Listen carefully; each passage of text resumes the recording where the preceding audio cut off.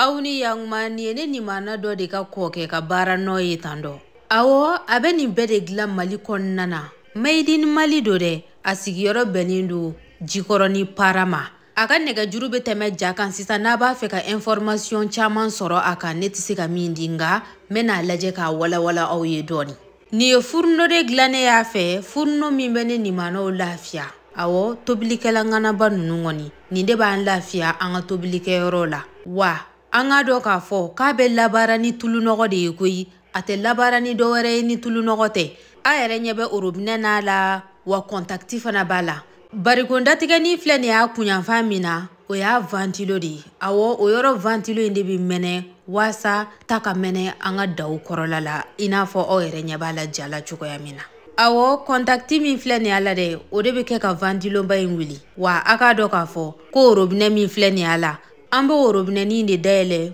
wasa tulu noko inga toni ate shuru ala de abe toni la ode ba to abe labara ni ya shuru ala tasma yanga be bunya koju sori tarawere hamina ko doye bi ka an gado na lafia na ba fe ka songo don ka kuna foni wero soro ayereda ay wele ke aga nimero la wa be WhatsApp fanaka